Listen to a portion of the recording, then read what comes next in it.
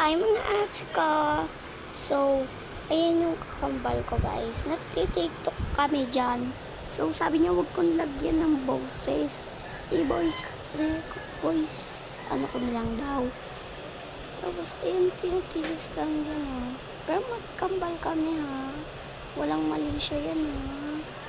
Kambal kami dyan. Walang mali siya. Kambal kami dyan. Walang mali siya yan. Kapatid kami. Yan na mga ate. Dalawa mo kami. Ang gaganda mo kang Diyosa. Ay. Tingnan mo. Kambal na kambal ka mukha. Oh.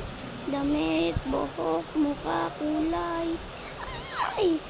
Galaw, alam. Oh. Alam na alam niyo. Siguro guys, naturuan yung dalawang yung cherries. Kami yan. Joke lang. Itong may kambal ako guys. Yun lang. Bye-bye.